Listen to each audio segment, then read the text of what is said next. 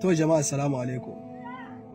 Mun ji ministan ruwa ya fito ya yi bayani dalla-dalla kamar yadda shugaban ƙasa ya umarci kowane mutum kowace shekara idan aka baka matsayi dole ne ka zo ka yi ma 'yan ƙasa bayani, domin shugaban ƙasanmu ya rance kowane ɗan ƙasa sai ya san haƙƙi na ƙasar shi, wato abin da ake samu da abin da ake shigowa da abin da yake shigowa da abin da yake fita. Dole ka zo ka yi bayani dalla-dalla. To mun ji ministan mu na ruwa ya fito ya yi bayani cewa shekarun da Yahudawa suka mulke mu tare da karnukansu, kowace shekara muna samun miliyan guda wato na kuɗin ruwa. Nijar ɗin da aka ce ta fi kowace ƙasa ruwa a duniya, ko muna cikin ɗayan biyu. Abin da yasa kuke jin ba ku jin labarin mu saboda ba mu da wato tashoshi wanda suke zuwa suke wallafa irin wa'annan maganganun, ko muna da su turawa sun hana saboda kar mu san matsayin mu, kan mu san incin mu, kar mu san me ake samu, kar mu san me abba a samu. To ya zo ya wallafa a mulkin Yahudawa da karnukansu ana ba miliyan 30 kowace shekara. Di yawan ruwanmu ana ba miliyan 30. To shi kuma da aka bashi shekara guda kacal, duk da abubuwa ba sa tafiya yadda ake so, ya kawo tsabagen kuɗi wato sama ga miliyar 2. Idan aka ce sama ga miliyar 2 shine ana nihin miliyan dubu so dubu, kuma a ƙara wata miliyan dubu so dubu, bi ma'ana miliyan 2,000 ya kawo, sama ga miliyan 2,000 ya kawo a shekara guda. Wato idan ka kiyasta lissahin, wato kamar a ce maka kamar a baka lissahi ne a ce wato kana yin abu sai a ɗauki jikka 10 a baka, da aka zo aka tsaya aka tantance sai a ga cewa aikin da kake yi ya fi na jikka 10, sai a ga cewa cancanta aikinka ba magana jikka 10 ba ce, magana miliyan 1.5 ce ko miliyan 2. To wannan ƙaramin misali ne ga mutanen da ba su san lissafin kuɗi ba. Ku kalli ƙasa guda da ruwansu ku zo kuna basu, wato wannan miliyan 30 ɗin daga cikinta kuma ba na ka tsaya ba, za a cire kaza, za a cire kaza, za a cire kaza. Bai ma'ana a aikace dai kawai ba mu da ruwa. Wanda wannan miliyar 2 ɗin da shi yake magana sama ga miliyar 2 ya samu a Nijar a da shekarun da suka wuce na 'yan demokarasiya, kahin mu samu man fetur. Idan za a ranta mana wannan miliyar 2 ɗin wanda aka samu a ruwa, sai an zo an tara mutane 'yan jaridu na turawa da na ƙasashen Afirka, a zo a wallafa mu, a ɗauko kyamarori, a yi ɗauke-ɗauke, a yi haske-haske, a sa mana ƙa'idodi wanda za su taɓa addininmu da wanda za su taɓa al'adarmu, da kuma wulaƙanta mu da aka yi a duniya, a ce ga kuɗi an ba Nijar rance miliyar 2. Alhalin wannan miliyar 2 ɗin ana samun ta ga iya ruwa kawai. Iya ruwa. Kuma minista ya nuna cewa akwai abubuwan da ba sa tahiya kayan aiki zai nasu wanda ya kamata a sabanta su, wanda idan aka sabanta su ba maganar miliyar 2 bane, ana maganar wasu miliyarori ne. Don haka wa'anga mutane cutar da mu da kuka yi, wato da in muka tuna ku wa atba'nahum fi hazihi dunya la'ana, a dai duniyar nan idan muka tuna ku za mu tsine muku albarka ne, domin ba ku da wani sakamako abin da ya wuce haka, da ku da karnukanku. Wannan gwamnati tamu tabbas kin nuna cewa kin zo don talakawa kuma kina ma talakawa aiki. Shi yasa shugaban ƙasar mu aka mai tayin miliyarorin kuɗi lokacin da ya karɓi wannan mulkin, cewa mulkin nan ya bada shi ga demokarasiya, a bashi wa'annan kuɗin. Ya nuna cewa ƙasa ce gaban shi da 'yan ƙasa, wanda wannan shugaban ƙasar in dan kuɗi ne yake yi kamar yadda wa'ancan azzaluman suka shuɗe, da tuni mun ƙara shiga ƙarƙashin wata bauta.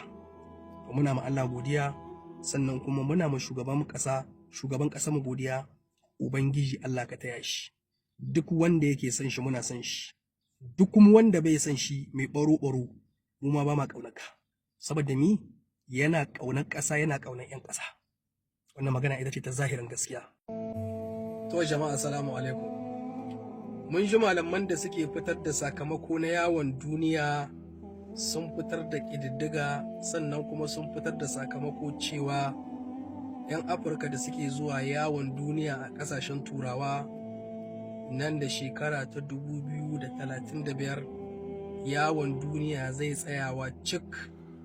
Bai ma'ana 'yan Afirka ba su ba yawon duniya, duba da sakamako da yaƙe-yaƙe da ake ta yi ƙasashen turawa, irin abin da ya shahi irin su Ukraine, irin abin da ya shahi irin su Rasha, irin wato yaƙe-yaƙe da ake ta yi na gyar economic na tattalin arziki, saboda sun yaƙe-yaƙe baicin duk an ƙara wannan yaƙe-yaƙen na zubar da jini, sannan za a komawa rayuwa ta fuskanci matsi, ya zamanta mutane ba su da kuɗi. In ku aka ce turawa ba su da kuɗi, to ku da kuke zuwa neman kuɗin ku samu kuɗin a ina? Tunda su turawa al'umma ce wadda sun riga sun gina wato al'umma sun fusa kan cewa dole sai sun musu adalci, dole sai sun samu rayuwa ingantacciya mai kyawu.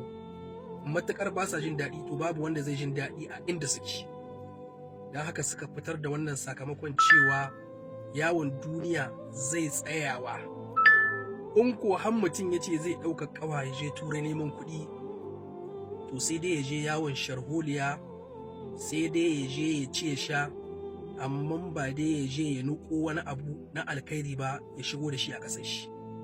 Sai dai in sharholiya za ka tafiya ka je ka yi yawon ka na fitsara, amma ƙarya kake ka ce ka je neman wani abu, ka samo ka ciwo riba ka dawo ƙasarka, kamar irin wannan tahiyar da ake yanzu.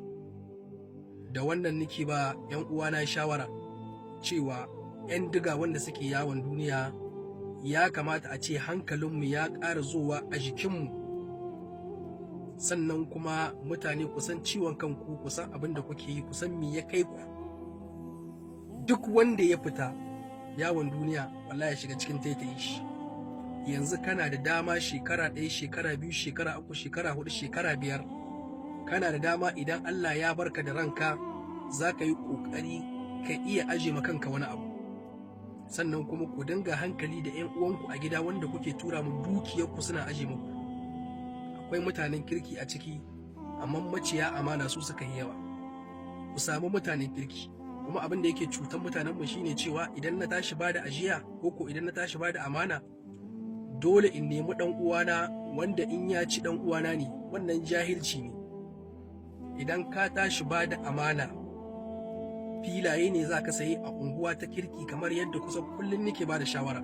Idan kuka tashi mallakar kadarori, ku mallaki kadarori filaye. Ba a sayan kaya a tura gida matsayin kadara. Ana mallakar filaye ne, kuma filaye a unguwanni wanda suke da daraja. Kana iya ka sai hilin miliyan 2 bayan shekara 5 idan Allah ya maka tsayin rai bayan shekara 4. Idan gine-gine duk yanayin yanda gini ya kai unguwa, yanayin yanda wato hilin zai yin daraja. Kana iya ka sai hili miliyan 2 a saida shi miliyan 10. Da yawa na ga abokanan wasu sun sai fili miliyan 2 ya kawo musu miliyan 10, miliyan 8. Wanda Allah ya taimaka ya sai fili 5, 6, 7.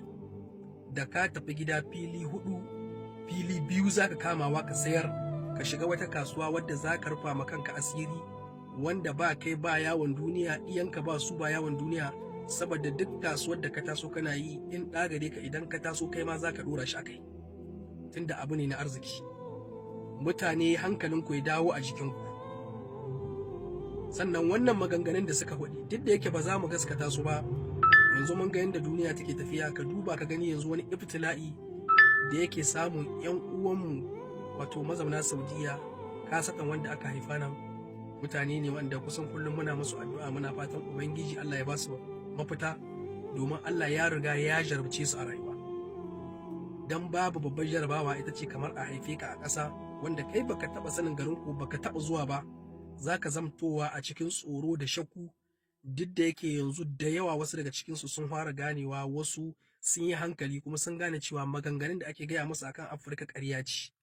Matsalar Afirka guda ɗaya shine kawai ka da talauci, wanda wannan talaucin kusan shine ya hiddo mutane. Duk wanda Allah ya taimaka ya samu ya tafi ya tsaya kai da ƙahuwa yayi sana'a, Allah zai taimake sa. Wannan ita ce matsalar mu guda ɗaya, ita ce rishi. Duk inda ka samu ka magana ta riga ta ƙare. Wanda yake rayuwa cikin ƙauye ya yi ƙoƙari wannan ƙauyen nasu ya haƙura da shi, in kana garin da magaran kana ƙauyen da magaran ka zo a cikin da magaran cikin birni ka je unguwa mai kyau a saya maka filaye ka ajiye za su amfani ka. Yanzu ku diba ku ga yadda rayuwa yanzu ta yi wahala, bayan Allah na ana ta rosa musu gidaje, tunda su daman da larabawa da turawa duka tunaninsu ɗaya. Kullum yaya za a yi su kyautata ma al'ummarsu, rayuwar al'ummarsu ta ji daɗi. Matuƙar al'ummarsu ba ta ji daɗi ba, babu wani wanda ya isa ya ji daɗi. Shi yasa rayuwarsu take cike da adalci. Da kaga sun zo suna yin wani abu na takura ma baƙi, to suna yi ne domin gyara ma 'yan ƙasarsu. Kuma ni ban taɓa ganin lahinsu ba. Wannan abin ne mu muka rasa, al'ummarmu ta lalace ta ɓalɓalce, shugabanninmu ba su da kishin yau ba su da na gobe. Duk shi ne abin da ya zo ya tarwatsa mu, ai ba wai ainihin talauci ba ne ba. Ba yanda za a yi a ce ƙasa nahiyar Afirka inda tafi kowace ƙasa wato arziki a koma a ce ita ce matalauciya. Duk abin da ka sani man fetur ne, sannan iraniyon ne, sannan gas ne, sannan abin da ya shafi harka abin nan noma ne, sannan dabbobi ne na nama, sannan duk wani abin da ka san ana nomawa da arzikin ƙasa duka Allah ya bamu, kuma sai a koma a ce mu ne matalauta. Kai ka san wannan abin akwai wani kwamfulo, akwai wani naɗi da aka zo aka mana. To da haka wallahi ina jan kunne duk wani mutum wanda yake yawon duniya, wallahi hankalin shi ya dawo jikin shi, cewa yawon duniya ya kusa ƙarewa. 'Yan shekarun da suka mutane saura, mutane ku shiga cikin taitayinku. Ina tunatar da kaina kuma ina tunatar da ku. Muna fatan Ubangiji Allah ya shige mana gaba.